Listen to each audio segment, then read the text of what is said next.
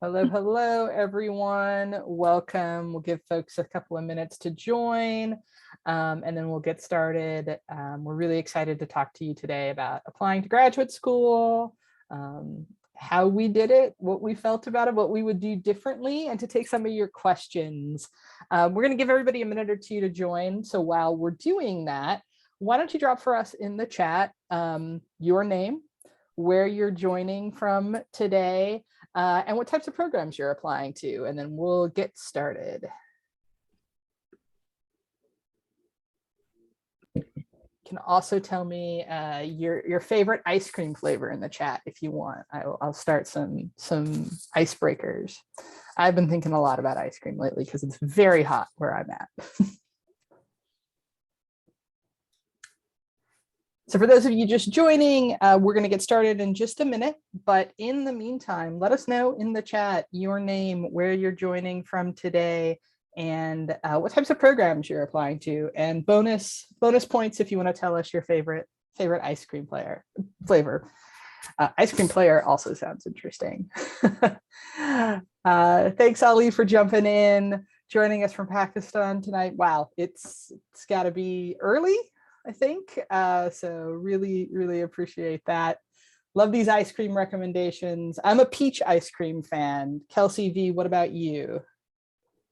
Never heard of peach ice cream. Oh, amazing. It's cookies and cream for me though, all the Cool. way.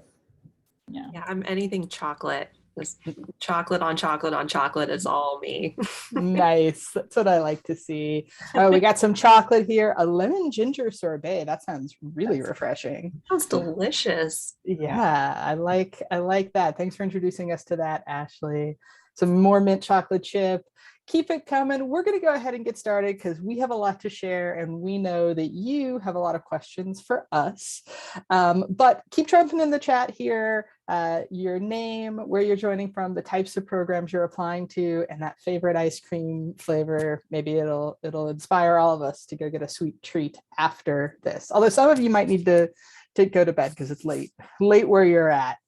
All right, let's go ahead and get started. So this is a panel on applying to grad school. It's going to be an Ask Us Anything. The three of us are going to tell you about our experiences applying to graduate school and give you some tips and answer questions that you have. So those questions you can ask us at any time. We're going to have a dedicated question break later in the session, but go ahead and ask those questions as they come up to you. The best way to do that is to use the Q&A button. That way you can see each other's questions. You can like or upvote the questions that you want to hear the answer to, and you can drop those in at any time. We can't wait to get to those. But we're going to start with introducing ourselves. So my name's Jen. I am the Senior Curriculum Manager for Admissions here at Magoosh. I've been at Magoosh for 5 years now, and I've helped students on the GRE and the GMAT and the LSAT and the MCAT and now admissions. And I really love doing it. My favorite part of the job is this right now, when I get to talk to students and tell them more about applying to graduate school. So my educational background, I have a bachelor's in history and social thought from UCLA, and I'm currently a PhD candidate in US history at Emory in Atlanta, Georgia. Very hot, very steamy right now in Atlanta. And yeah, like I said, I love talking to students because I think back to when I applied to graduate school and how much I had no idea what I was doing. So I like to do what I can to make it maybe a little bit easier, make you feel a little bit less lost than I did. And now I'm going to introduce you to two of my colleagues, and then we're going to just get into these questions. So V, do you want to go first? Sure, I'd love to. So hi, everyone. My name is Veronica, or V. I'm pretty new to Magoosh. I'm an admissions instructor, but it has been so fun so far because we get to do fun things like this. And I remember when I was applying to graduate school, I truly knew nothing about the program. I mean, what I was getting into and how to prepare my documents or even what graduate school would be like. I'm now going into my 4th year. I'm at UC Santa Barbara. My department is Chicana and Chicano Studies. That is a subfield of ethnic studies, but my work is more so aligned with medical humanities. So I study birth and obstetrics and traditional birthing methods from Mexico. So I'm really interested in the body and kind of new approaches to finding a bridge between science and ethnicity and culture and history. So if you're interested in applying to PhDs, but maybe you don't necessarily know where your work is best situated, that's something that I'm really interested in talking about too. So I'll pass it on to Kelsey. Well, hello, everybody. We got quite a few on this time around. I'm pretty excited about that, to talk to all of you guys. So like V, I'm a little bit new to Magoosh, and I'm really excited to be here because I just recently went through this whole experience of trying to apply to admissions. And I'll tell you, like my colleagues, I was completely lost, had no clue what to do. I was a little bit different than some graduate candidates. I came from the workforce. I had been in the workforce for about 5 years. I was actually a teacher for middle school kids. And so it was kind of an experience trying to figure out, how do I apply for PhD programs while I'm also being a full-time teacher and trying to be a human at the same time. And it's hard. So hopefully we get to help you kind of navigate that space a little bit easier through all of our different experiences. But I currently am now a PhD candidate. I start in fall, which I'm really excited about. And my field is in educational and school psychology. So all of you psych people, I saw a couple in the chat there. I am here for you. Awesome. All right, so we're going to just jump into some questions that'll get us started. But again, ask questions at any time using that Q&A button. We'll have some dedicated time at the end where we can go through those. But as they come to you, go ahead and ask them. We'll keep an eye on them. But Kelsey, I'm going to throw it back to you since you're our most recent person through the process. How did you get started? Like both in terms of like getting started on the actual work, but you said you came out of the workforce. How did you make the decision to even go to graduate school? I know some people here are probably making that decision right now as well. Yeah, it's a tough decision to make because you're totally changing your life up. Particularly in my case, I changed my life up quite a bit. I went from being teacher back to student, and that's just kind of a whole transition that took quite a bit of getting used to. But I had to make the call of, what do I want, right? What do I want in my career? What do I want in my future? Is there a different path? And so after being 5 years in the workforce, I had that conversation with myself, like, where am I going? What do I want to do? And I realized there was more that I wanted to do. And in order for me to do more in my field, I needed to go back to school. And so I was looking into master's programs, I was looking into PhD programs, and I had to make that decision of, which do I apply for? Do I go master's route or do I go PhD route? And I had to kind of sit and look and do a lot of research. And I had that imposter syndrome where I'm like, there's no way I'm getting into a PhD program. Like, there's no way. I have to go through the master's route. But then you also have that, no, you can do this, like, go for it, like, why not? And so I applied to 4 PhD programs and I applied to 2 master's programs just to make sure that I was hitting the right areas that I needed to, because if I just got into the master's, then great. If I just got into PhD, that's great. So, and it turned out I got into the PhD, which was awesome. But yeah, it was a big conversation of just deciding, where do I want to go next with my career, and where do I want to go next with my life? Awesome. That's a really common question that I get. And I know we just get here at Magoosh a lot, which is, should I apply for a master's or should I apply for a PhD? And I generally advise students to do what you did and apply to a mixture of both. I think one of the big things that I see applicants do is let that imposter syndrome, kick in and say, I don't think I can make it, or, I don't think I can get into a PhD, or I don't think I can get into this PhD. And they sort of limit themselves beforehand. I think, there are a couple of cases that we can talk about where I think applying to a master's over a PhD is probably the best bet. And we can talk about those a little bit later. But I think for most people, doing a mixture, it's really hard to game out whether or not you're going to get into that PhD program or not. And we're going to talk a little bit later about doing research, and that can really help you. But I think don't limit yourself. I see students all the time that I talk to and I'm like, why aren't you applying to this school? It's like it's a really good fit for you. Have you thought about it? And they say like, oh, I don't think I have the GPA, or I don't think I have the GRE scores. And one of the things I really want us to stress to you today is graduate school applications and admissions are a little bit different than undergrad, and they really are holistic in ways that have to do with fit and sort of career goals and research goals. And so bet on yourself. We want to be smart about that. We don't want to only apply to like a couple of very, very competitive, small cohorted PhD programs, but I think in general, betting on yourself is a good idea. And we're happy to talk more about like, when are those cases when you should pursue the master's, maybe, if people have questions about that. But V, what about you? How did you get started?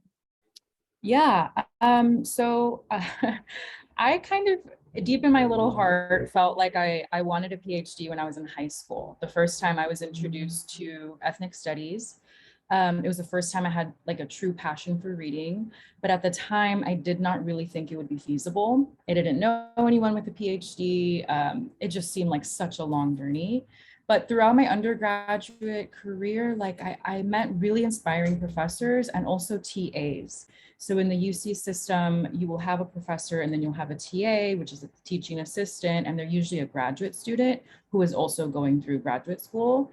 And I was lucky enough to connect with some really wonderful TAs who kind of outlined it a little bit for me and just really encouraged me to apply. So I actually took a year off in between my undergrad, where I was just looking really deeply into what the PhD really entails and how much my life would have to change to be able to really go through it. It's a 7-year program. And then I just started applying with some of the support from the TAs that I had met, who later became friends. And I only applied to PhDs. Reason being because I couldn't find masters that were fully paid for, and I didn't want to end up with a bunch of debt from a master's degree that in a PhD in a humanities in in California, at least, you usually need to get the master's within that program anyways. At least that's how it is for me at UC Santa Barbara. I acquired the master's within my program and now I'm moving on to the doctorate. So it just seems like I might as well just shoot for the stars right now. And if I'm not accepted, then I can reevaluate the next year. So I kind of set myself up for just knowing that the process would take some time, but also meeting people who had applied and didn't receive the letters of acceptance that they wanted and then reapplied next year, and just kind of realizing that that can happen. And that can even be a good thing because it can make you stronger for the next round of applications too. Yeah, it's a really great point. One of the things that I always like to tell to students is that graduate admissions often, there's a lot of factors that go into it, partially because graduate programs take on a lot less students than undergraduate programs, particularly if you're talking about programs that are funded, particularly if you're talking about PhD programs. Those are small cohorts. There were 5 people who joined my cohort the year that I started. I think we admitted maybe 10. It's about that. And there are some that are bigger in history and some that are smaller than that, but it's a small group of people. And it is competitive, but it also has a lot to do for those of you applying to particularly PhD programs, but also master's programs in humanities, STEM, social sciences. It also has a lot to do with things that are completely out of your control. So things like, there were a couple of schools that I didn't get into that I found out afterwards. They were like, yeah, we loved your application, but the person you were gonna study with is on sabbatical for 2 years. So we weren't gonna take you because we couldn't help you. There were a couple of programs that I didn't get into that I found out later that the year before they had taken 2 or 3 people who studied the exact same thing that I did. And so like there just weren't spots. So you can have a really great application and not get in. I know lots of students, both in my personal life and that I work with here, that apply with the exact same application the next year. Like don't change a single thing except for maybe the dates on things, and they get in. So it's something to keep in mind that there are ways you can strengthen your application, but also some of it is outside of your control. And so casting a wide net, shooting for the stars is always a good idea. So I also sort of had I had, weirdly enough, sort of a combination of an experience between V and Kelsey here. I did not get my bachelor's degree until after I'd been in the workforce for about 12 years.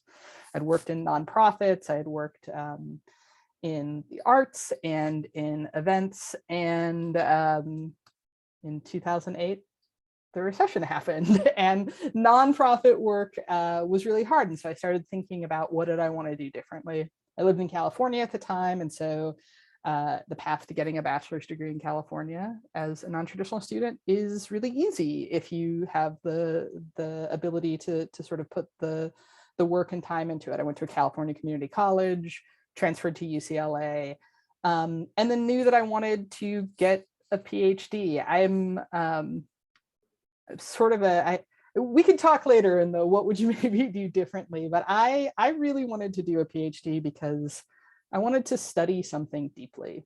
I really wanted to spend 5-6 years just reading on a topic and writing on a topic. I wasn't sure what I was going to do career-wise with it. And again, we can talk about if that's the best route to take, but I knew I wanted to study and I knew I wanted to work with people who were working on the topics that I did. So I took a year off and applied in the year between. I only applied to PhD programs. I applied to a lot. I applied to, I think, 12 or 14. It's somewhere in there. I was able to do that because I got fee waivers for all but 2 of those. Would not have been able to afford it otherwise. And we can definitely talk about fee waivers. But I applied to PhD programs. I got into 6 of those, and then decided on the school that I'm at now, which also was not a program. It was a program I added to apply to at the very last minute. Was not even on my radar and ended up being the right program. So we'll talk about that in terms of research and sort of keeping your eyes open later. But yeah, I got started by really practically one of the things that I did getting started was I talked to my TAs and my professors and my recommenders and said, hey, this is a thing I think I want to do. I was also in a field, I'm in a history program, but when I was applying, I was looking at religious studies, American studies, and history programs. So I was like, I have a project that falls between all of these things.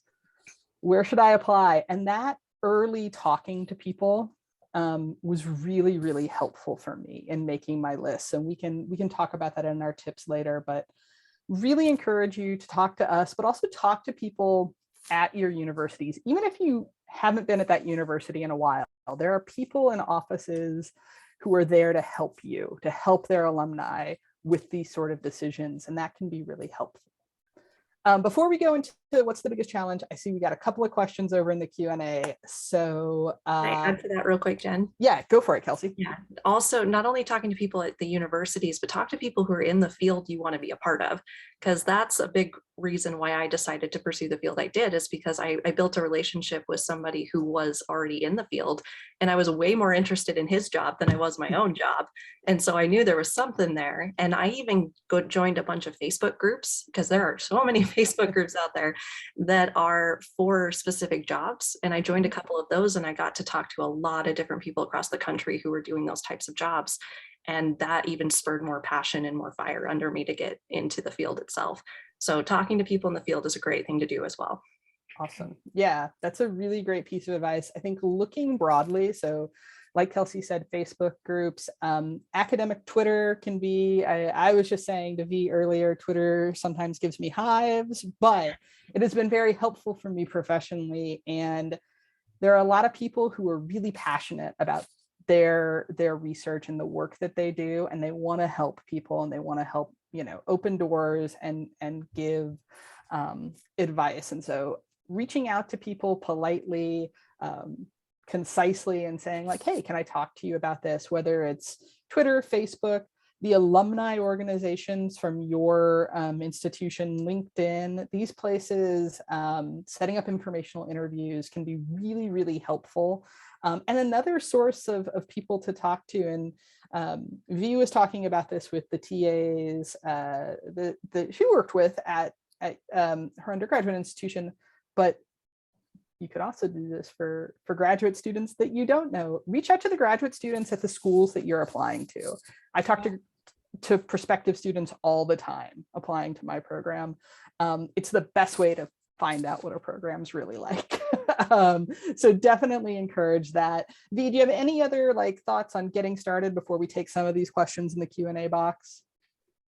As far as getting started goes, I just want to echo what you had just said, Jen. I think that speaking to graduate students in the programs that you're really interested in might be your best bet as far as understanding what the department is looking for right now. Like Jen had mentioned, I think you mentioned that a student at Magoosh had applied, was not accepted, later found out that a couple graduate students had already been accepted doing similar work, or was that your own experience, Jen? Yeah, it depends on, I think, every school is a little bit differently. It thinks about it a little bit differently. And I think there are schools that want to build a robust sort of network of people doing the same sort, the work in the same area to build my program has a lot of people who do legal history, for example. But it can also, there are questions of balance, and especially about, kind of subfields, and also just like advisors can only advise so many students. And that's a big thing to keep in mind. Exactly. And you wouldn't really know that unless you spoke to people in the department. And those are things that if you have an eye for and you integrate them into your application, they do really make you stand out. Yeah. So I think that's just more of like the back end work before you even get to the writing. For sure. Definitely agree. We've got a bunch of questions in the Q&A. I'm going to take a couple of them. If we don't get to yours right now, don't worry about it. We're going to get to them. But I'm just going to start at the top. Any best practices or tips when applying to a program with a different field of study than your undergraduate program without feeling like a complete imposter? Evan gives us a qualifier here, specifically one STEM concentration to another STEM. But let's just talk broadly, and then we can talk about the specific case here. V or Kelsey, either one of you want to jump in, any kind of tips you would have about applying to a different field of study than maybe what you focused on in undergrad? Yes, because I did. I was English education and I went to educational psychology. So they do have that common thread of education, but they are two very completely different fields. And so what I knew going into a completely different field, research. You have got to research and research and research and research to make sure that you are getting what you need to be able to apply. And then also, if you're noticing that you don't have some of the experiences that some of the programs require, seek those experiences out as much as you possibly can, whether that be within the community or within, programs like undergrad programs or whatnot, taking some graduate classes, whatever it is that you need to do to make sure that you are a qualified candidate for that field as well. What about you, V? Any tips? The only thing I will say as far as this goes is if you do meet the requirements that they have indicated on the website, and as far as being able to qualify, especially for STEM, there might be some courses that you haven't taken. If it's, as long as you have fulfilled those requirements, you qualify to apply. And perhaps some of the other experiences that you do have in a different field might actually enrich your application and might make you a stronger applicant for the research that you pursue because you have a diversified background. So I wouldn't like sell yourself short necessarily. Obviously, we always feel this kind of hesitation about not being the perfect ideal candidate, but I really do think that admissions committees are kind of looking for something new. They're looking for someone who is going to take like a different angle on something that's already been done, or someone who's coming in with this experience that they are willing and understand that they can use to their advantage. But definitely echoing what Kelsey had said, do your research as much as you can so that while it's real, it's read on your transcripts that you might not have the exact experience that their ideal or that their typical candidate has, that doesn't mean that you can't be an ideal candidate still. So just kind of thinking about how you're going to state the fact that you come from a different field, but not in a way that phrases it negatively, in a way that acknowledges it, but also says, but this is why this is strong, or this is why this is positive, or this is why this will actually strengthen my research. I love that you said that, B, because that's exactly what happened with me. My research lab they're working on so what we call self-regulated learning, which is teaching kids how they learn. And they were looking for a teacher because they needed somebody in their research lab that had some background into teaching. And when I applied, I was the perfect candidate for what they needed. Even though I didn't have the psych background that everybody else did, I had what they needed at that time. And that's a big piece of why it was such a good fit for the program that I got into.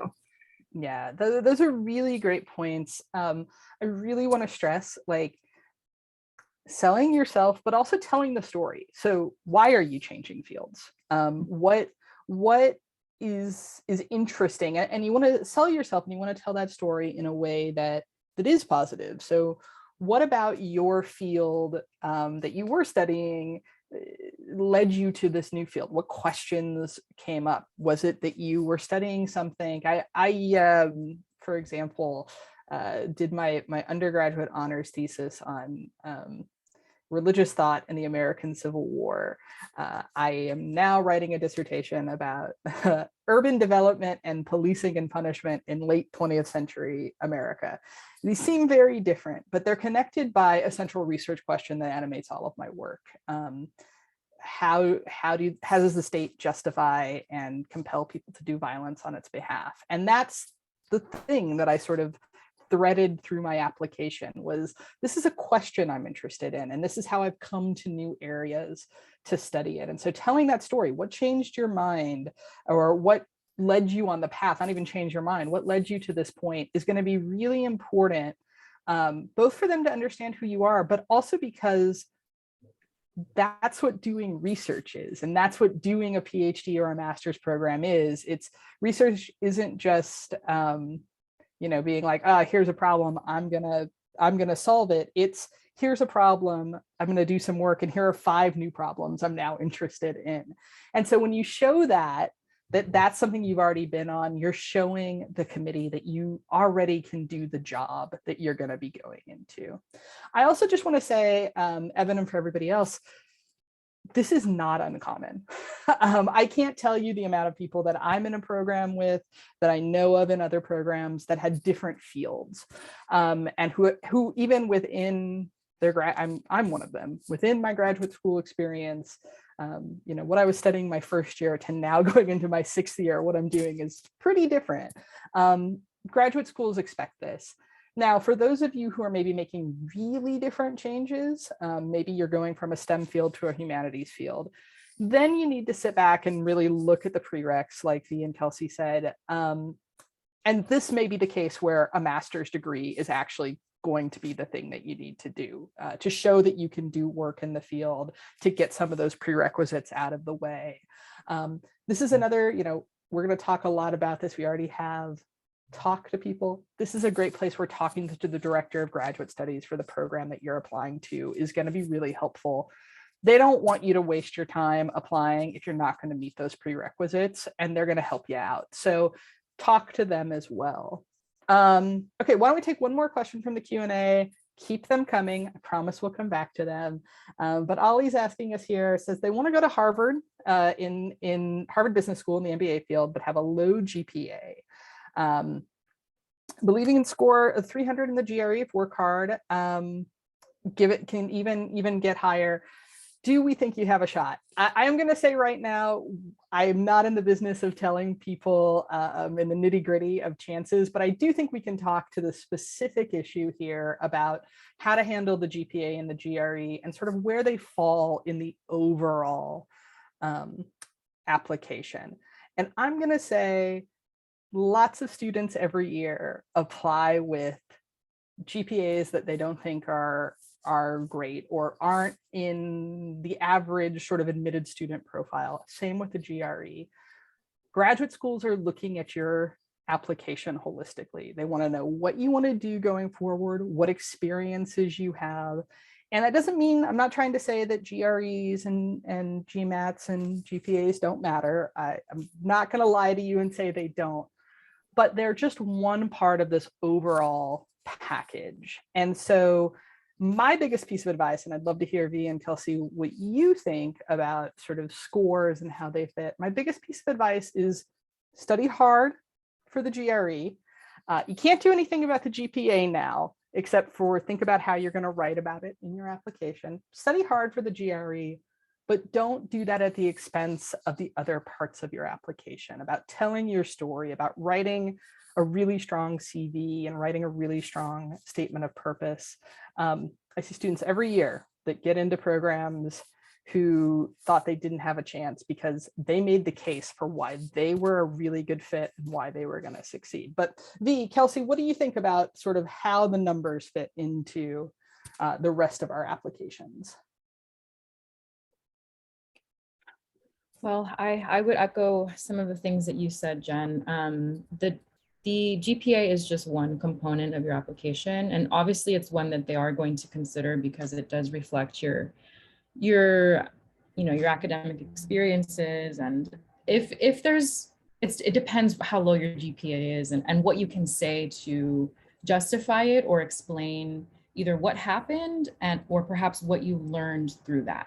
And that all comes down to the essay. So I would say do your best on the GRE, but I think you should also put just about equal amount of effort into those essays, because that is how you're going to really be able to present yourself to the committee as far as why this GPA is not as relevant or as important as what you intend to do, and demonstrating that you have the capacity to do it while you're there.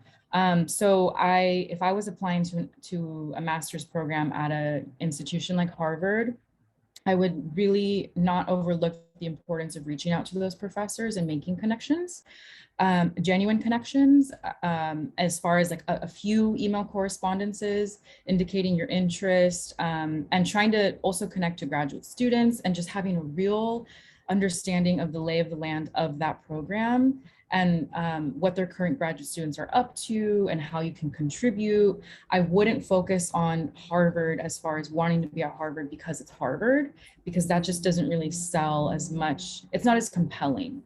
As far as seeing a student who maybe has a lower GPA but has a good GRE and fully understands what they're going to do. They're going to hit the ground running. They're not going to waste any time, and they have an understanding of what they're getting into, and they're prepared for it, even if the GPA doesn't totally hit that mark, you know. But I would say it does depend on how low the GPA is too. Yeah, I would just support what both of you guys said. You put it eloquently. One thing to keep in mind, Ollie and everybody else who's applying to an MBA or to other professional sort of degree programs, GPA does matter. Again, we're not trying to say it doesn't, but professional programs also really do care about work experience, internships, what you want to do in the field going forward. And so this can be a place where something you really want to stress in your applications, but also, you know, if things don't work out on your first application cycle, working an internship, working a job, being able to say more about, you know, how that's setting you up for what you want to accomplish in business school, why you want to get the MBA, what you want to do next, can really do a lot of work and really sort of make up in that where that GPA or the GRE aren't there. For research-based programs, having a really solid research idea that fits in really well with the program that you want to be at can also do a lot of that work. We've got great questions in the Q&A. We're going to keep coming to those, keep dropping them in, but why don't we drop into some of our pre-questions here. And Kelsey, why don't you tell us what was the biggest challenge that you had when you were applying? Yeah, I think the biggest challenge that I encountered, I was a first generation college student. So neither of my parents had gone to college. None of my siblings had gone to college. Like nobody I knew immediately went to college. A lot of my friends didn't go to college. And so I felt like I didn't have anybody to ask. You know, I felt like I was pretty alone trying to figure this out. And I didn't know where to go. I didn't know what to do. I didn't know what to look at. I didn't know anything that I needed to do to get to where I wanted to be. And so that was kind of hard to try and overcome and try to figure out, and to keep that grit of being like, you know, yeah, you may not know what you're doing, but you're going to figure it out. And that was where using like the people who I did know who had gone to places, or using the faculty and the staff at the universities. And I actually was a Magoosh student. and it worked out really well for me. So using resources like us, and anything that you need to overcome those challenges. But I would say for me, that was the hardest thing, was just navigating, what do I even do when when I don't feel like I had the resources that some of the other applicants may have had. Yeah, for sure. What about you, V? Yeah, I really resonate with what Kelsey just shared. Thank you for sharing it, because it's very true. It's very real. It's when you're applying, well, I would just say that also being a first generation college student and then graduate student, there was no one in my immediate network that could help me kind of break down what it was that I was getting into, the language that you encounter on the admissions website. Even just as simple as, how do I format an email to a professor that I'm interested in working with? Like, how do you do that? It was not something that I had been, exposed to growing up. So that was challenging and daunting. But what stands out to me as far as the application process was formatting my research questions and interests and for each different program, right? Because to be honest, I knew that my project would be very different if I did get into anthropology. It would be very different if I did go the traditional medical humanities route. So I needed to kind of know how to indicate that I was committed to that field and that I was really interested in that program for each application. Meanwhile, for myself, deep down, I know I'm interested in all of them pretty much equally. And I'm interested in who accepts me, and then, the funding package. So I would just say, constructing your application tailored to the individual program for each program is honestly pretty challenging. It's daunting and it can feel a little overwhelming. As far as that goes, I would just say doing one by one and not throwing it all on your desk at one time is going to help you feel clear about when one is complete and when the other one is complete, and what one is lacking versus the other. Yeah, that resonates for me on both of your points. I remember thinking, it feels like a million years ago. I applied in 2016, which I guess isn't that long, but also feels long after it's been a long 5 years. But yeah, one of the things was just being like, do I even really know what a PhD program is? Like, do I even know, that sort of imposter feeling of being like, I'm writing about, like, this is the thing I want to do. Is this even what, I should be saying? So that was one thing. The other real big challenge for me was I was working full time when I applied, and I was working full time in a very, very stressful, very stressful position. Sometimes it was like 12-hour days, and there were literal emergencies happening during it. And so that was tough. I did not realize how much time applying to graduate school was going to take me. And so trying to fit everything in when I was also working and trying to be like a human being who had relationships and interests and got outside occasionally and away from my computer was really hard. And I would say, the tip that I would give you all on that is, and we'll talk about this more deeply in a little bit when we get to tips, is to start early, but also break things up. Like V was saying, don't throw everything at yourself all at once. Give yourself small, manageable things. So, maybe this week I'm going to research 2 programs, and that's all you're going to do. You're going to research those 2 programs. Maybe next week I'm going to write 3 emails to potential professors. You can do more, but giving yourself small, discrete goals that you can celebrate is really important, and giving yourself time off. You're going to burn yourself out on graduate school before you even start if you just do this all the time. And trust me, it's a marathon once you get there. But on that, and V, you brought this up, we have a question from Juliet, which is, what is a good format when reaching out to a potential future professor to get your name out there? So can you tell us more about what you did, and how should we go about writing those interest emails? Yeah, absolutely. I would say I stared at a blank screen for much longer than I needed to, because it's daunting. It's intimidating, you just feel like a professor, why would they care? But now that I've been in graduate school for 3 years and I've worked with professors, I realize how much professors really do want to connect with students. The majority of them do. I feel like the majority of them, that's kind of why they're there. They want to hear from interested applicants that you're inspired by their work. that you want to possibly work with them, that this is the research that you are interested in pursuing, and that you actually think that you two could possibly work together. So I wouldn't jump there right away. I would start with a formal introduction, something along the lines of, hello, professor, doctor, so and so, you know, a nice warm greeting, and it's you know, however, maybe I hope this email finds you well, you know, just a nice cordial greeting, but then kind of bring into why it is that you're reaching out to them. Most likely it would probably be because you've encountered their work and there was something about it that you found really valuable, really inspiring, that makes you want to know more. And so I would start there, whether it was a lecture that they gave, maybe you found one of their recorded talks on YouTube, maybe you went to a recorded talk, maybe you've read their books. I would start there by saying, you know, I've engaged with your whatever that may be. I found this, this, and this to be very compelling, to be really important and relevant to whatever issue it is that you're interested in focusing on. And then I would follow up with, you know, I would really love the chance to be able to talk further. I'm interested in applying to this program for this reason. This is the work that I would like to do. And if you have, you know, any availability next week or in the next coming weeks to talk, if you're comfortable speaking over Zoom, if that's the kind of engagement you want with them, because you are actually really interested in their work and you really value their time, I would recommend that. If you don't think that you two are that much of a fit, but you do kind of just want a nice formal introduction, then perhaps you would just want to stick to the email correspondence. But I would also perhaps wait for them to initiate that. So just, you know, oh, I would love the opportunity to discuss further. And then they might say, oh yeah, let's hop on a Zoom call. I've actually been surprised to meet professors who are super down to do that.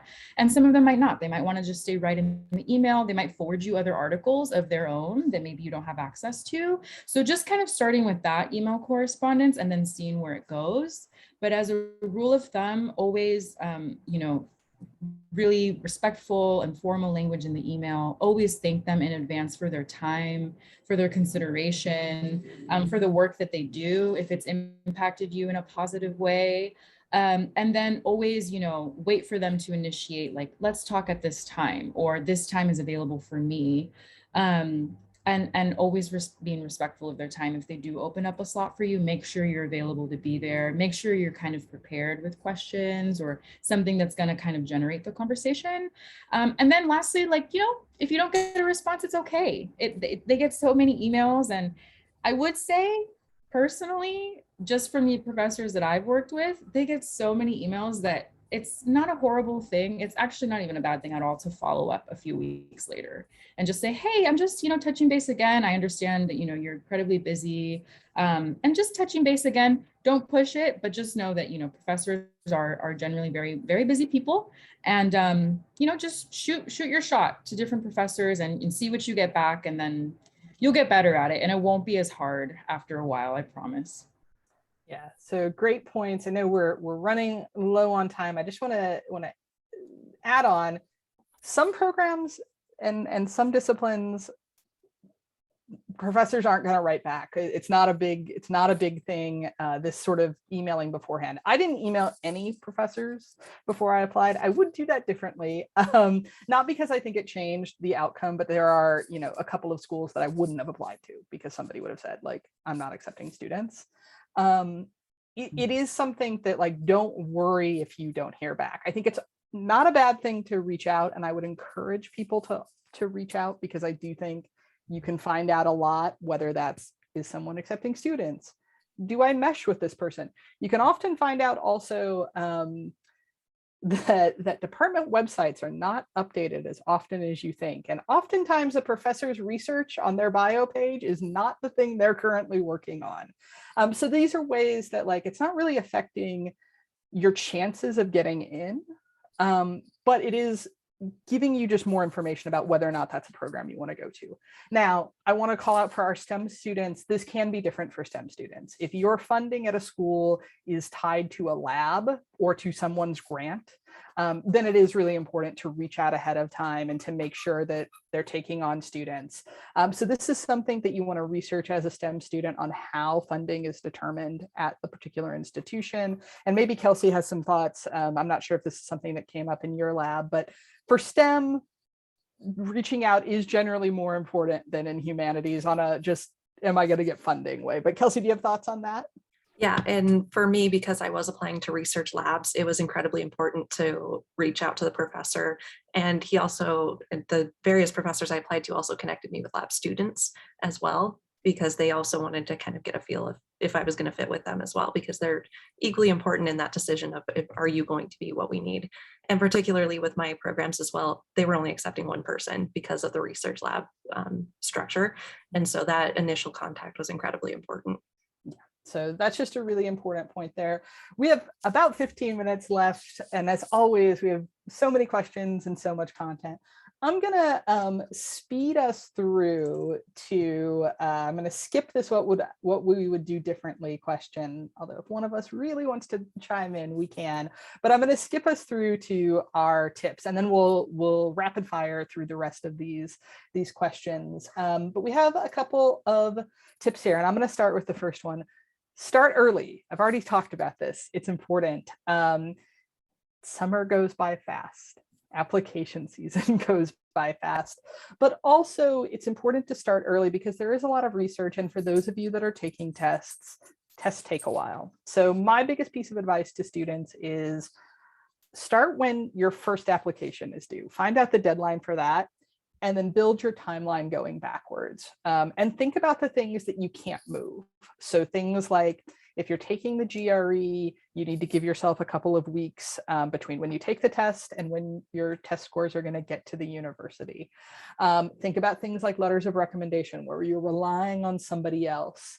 And pencil those things in first and kind of build a reverse timeline. Give yourself more time than you think you need. If you finish early, great, you got time and you get to go and enjoy things. But don't be like me and on Christmas Eve, right before the deadline, be finishing your SOPs frantically. It wasn't fun. My family did not enjoy it. And then my next tip would be to have a plan. So I just started talking about that, having a plan in terms of both this timeline, but also just like have a spreadsheet or folders or something that you're keeping track of everything that you need to put into each separate university.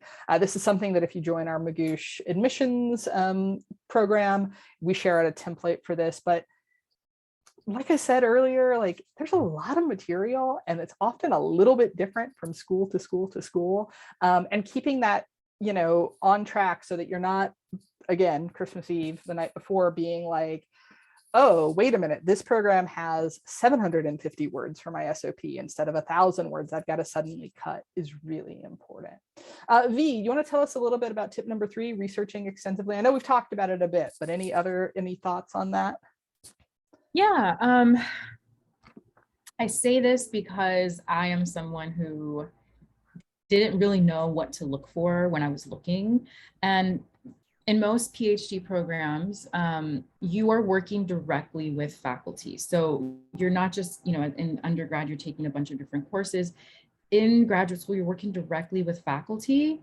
And so the connection that you two make, or you and 2 or 3 other professors make, is really, really important to your overall success. I selected a program in which I had one professor who I felt was a really good fit for me. And that I don't think that's sufficient. That professor ended up leaving. And so I was literally like, I don't have anyone to work with. Am I going to transfer out of my program? Am I going to lose these 2 years that I've already put in? Luckily, my department hired 2 new faculty and 1 faculty became full faculty. So it just, like, by the grace of the graduate school gods, like, worked out for me. But I would say if you can do the research extensively so that you know that the program you're applying to has at least 1 really strong professor that you're going to be working with, if not 2, I recommend 2, you could in the end up saving yourself some time. The reality is that some graduate students do need to transfer if they don't have that connection with professors, and they might end up losing some of the time and even some of the research that they've done. It doesn't happen all the time, but it can happen. And if you're paying for your education out of pocket, that's something that could really, really hurt. So I know that is different for different like technical MBAs or for STEM. The lab might be more so what you're looking for versus the professors that you'll be working with. But you have to think about it in a graduate school mindset of like, what is going to benefit my success in the long run, especially if you're applying to PhDs, which are 7 years, 5, 7 years. For sure. So that, ties in with our tip number 4, choosing wisely is important here. There's going to be a lot of factors that you're going to be thinking about: location, people that you're working with, money, not just money in terms of your stipend and, your just funding, but like the cost of living in the place. So choosing wisely, having all of that data is there. And then finally, maybe Kelsey, you can talk to us a little bit about asking questions and talking to people. Like, we talked about this a little bit, but just summing up, sort of top tips. Who should we be talking to? What questions should we be asking? Do you have any thoughts there? Yeah, just to speak to the one you talked about before, Jen, the choosing wisely, I did get some really great advice from somebody that I had talked to who was already in the field that I was looking for. And he had told me, it's your future. You need to get the education that you want. And if that university is not going to give you what you need, it's not a fit. Tell them no, don't apply. And so that was really great advice for me. And keep in mind, it's your future. And so going into the questioning, talk to everybody you can, as many people as you can, talk to everybody. Ask as many questions as you can. One thing that you do need to keep in mind, don't ask questions that you can easily find on the website, because that'll hurt you. So if it's things that can be seen on the website, information that they have available to you already, use your resources a little bit before you start asking questions. They really do it's your first impression when you start talking to people, when you start asking questions. So you want to try to ask those deeper questions, those questions about fit. Like, am I a good fit for your program and your university? So that would be my suggestion when it comes to asking questions. Don't just ask questions to ask them. Ask them to make sure that it's a right fit for you and for them. Awesome. So those are our top tips. There's a slide here where you can learn more about how to get extra help from Magoosh. We have curriculum videos, a Discord community, Q&A hours, these sort of webinars. Visit this site. You'll find out more about that. You can also email us at help@magoosh.com and we can tell you more about individual help. But we just said ask questions, talk to people, and you are asking us questions, and we are people. So we're going to now jump into these questions. We might go a little bit over so that we can try to get to as many of these, but I'm going to zoom through, and I'm going to start with a question from Tyler. How did you decide on the number of different schools to apply to? And Tyler's asking a question about optimization between the few that are a perfect fit and sort of thinking widely. Let's just go, V. Do you have any tips on how to decide the number of schools? When I was at that point, I kind of looked at how many would be feasible for me to apply to with the amount that I was working, and how many I could afford to apply to. I think in California, if I'm not mistaken, you get 4 free if you qualify, and then after that you do need to pay. So I think I applied to 5. That seemed feasible for me. That I was genuinely interested in all of them, so I didn't feel like I was wasting an application. I don't remember the second part. Oh, they had said wide net or just strictly what you're interested in. The wide net, if you have the time for it, and if you can, if it's feasible for you, I don't necessarily see why not, but I would say perhaps maybe you wouldn't have as much time for each application. Right. So as long as you're submitting something that is really high quality and that you feel really good about, then I would say do as many of that quality that you can do. Otherwise, Yeah, I'm going to say something that's going to seem contradictory here, but you're going to try to find the sweet spot in the middle. And one thing I am going to just be honest with all of you about is, particularly if you're applying to PhD programs, but also master's programs in which you want funding, there have been a lot of changes in graduate admissions over the last, I'd say, dozen years, but certainly over the past couple of years. And, over the past few years, because of COVID, budgets have been in flux and some schools have been taking on smaller cohorts. I'm not sure, what that's going to look like for this fall, applying for next season, but it's part of a general trend, especially in PhD programs, to switch to smaller cohorts. And that's just something that you want to keep in mind. So I do advise students to cast a little bit wider the net. If, like V said, you have the time, you have the money, you have those to apply. That said, the thing that's going to sound a little contradictory is that, like V and Kelsey have both said, we're looking for fit, right? And you're looking for multiple people. You're also thinking, especially if you're doing a PhD, that you've got to put together a dissertation committee at some point, who's going to be somewhere between 3 to 6 people who you can work with. So there's probably not, if you're applying to PhD programs, there probably aren't more than 15 schools that you actually are like a really good research fit for. Like if you really think about what you want to study. I do US history. There are seemingly a million US history PhD programs, but ones that do my particular time period, my particular area, and my particular research focuses are very few and far between. So that's something that you want to consider too. Applying widely, but it's not worth it to apply to a school that you're not going to go to, whether that's because the fit isn't there or you don't want to move to Michigan in the winter. Those are things that matter. So keep that in mind. We have a question from Jen about non-traditional students and worried that age will be seen as a problem. This is a really, really great question, and I really appreciate you asking it. And it's a vulnerable question to ask. And I'm going to say, as I applied in my late 30s to go to graduate school. I don't want to say it's not a thing. Like I don't ever want to say I can't speak for every graduate school, but I will say there are more. There's more diversity in ages in graduate programs than I think a lot of people think. There are more students who are out of the education and in the workforce, out of the education game and in the workforce for a while. There are older students. There are students that are fresh out of undergrad. There are students that finish their undergrad at older ages. So it's not something that I would, I don't think it's inherently an uphill battle. I do think the thing that you're going to want to do, and anybody's going to want to do here, is explain what you've done on the way to this path and how it's going to help you. One of the things that I think is really important to remember about graduate school is that it's a strange sort of place where you're a student, you're a colleague, you're a coworker, you're a teacher, you're a professional, you're doing a lot of different jobs. You're not just a student. And so I think sometimes applicants focus on the student part and they short sell themselves on the other skills that they bring to the game. So much of graduate school, particularly PhD work, which you're looking at, Jen, is managing a project all on your own. It's figuring out how to do it all by yourself and like managing your time. And so you're going to want to tell the committee, the admissions committee, what in your past has led you to be able to do that. Those skills are applicable even if you didn't do them in graduate work.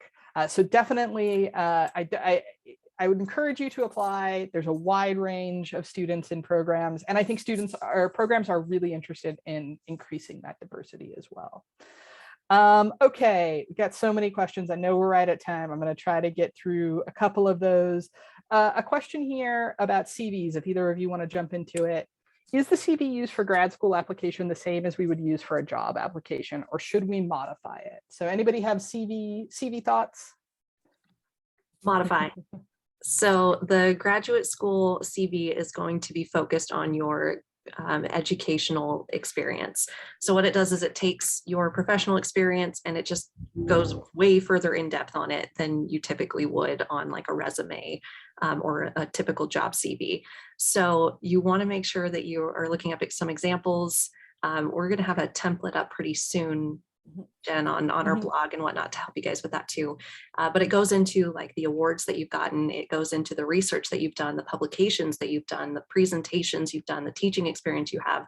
It just really takes your educational experience and your professional experience and sort of blows it up quite a bit. And so that you can see all the different aspects of it. So definitely want to make sure you adapt your work CV to be more of a graduate school CV. Awesome. V, here's a question for you. We have someone who's been out of graduate school, or sorry, don't apply to graduate school again if you've already been in it. That's not true. There are some cases. But we have Jacob asking, he's been out of undergrad for 4 years, and they're wondering, they've lost connections with most of their professors. What should they do about letters of rec?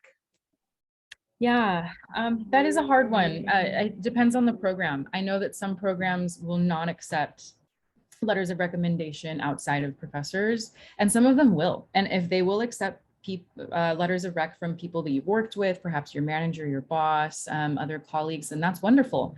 Go with that. And that's something that sets you apart from other students too.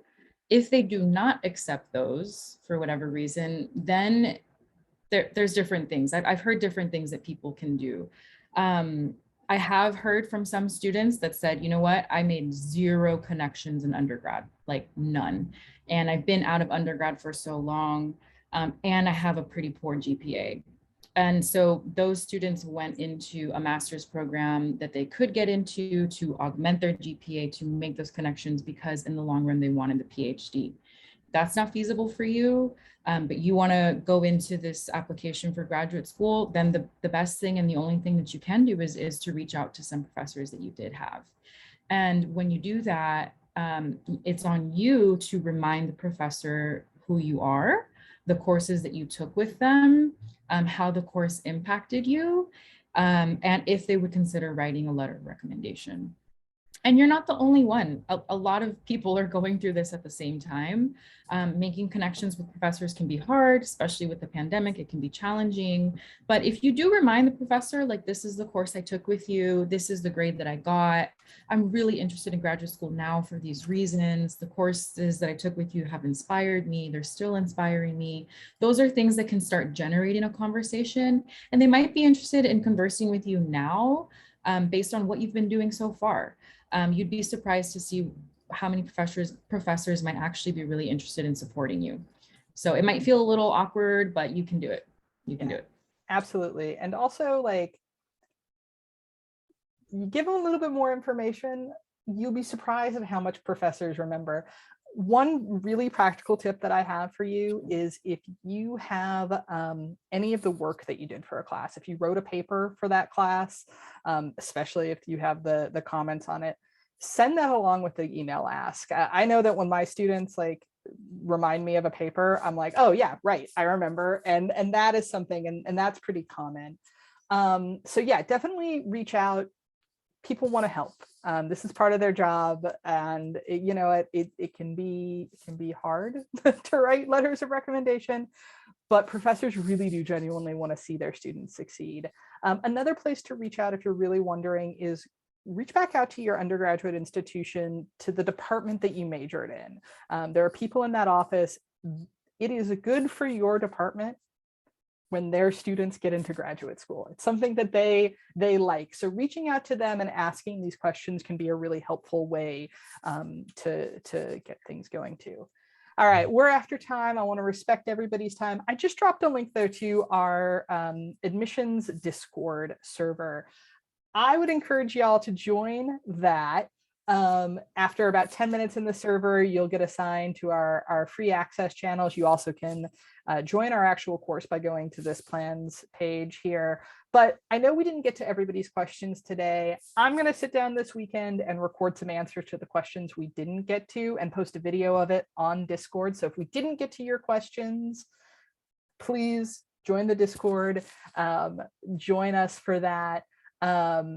We're going to try to get your questions answered. And then I'm going to be leading another one of these on Tuesday at 11:30 Pacific, talking about planning for admission season. So you can come back with questions then. I really enjoyed talking to all of you. I hope to see you again soon in Discord, in here. And so I'm going to say goodbye on behalf of V, Kelsey, and I. We hope to see you all soon. Have a great weekend, everybody. Bye, everyone.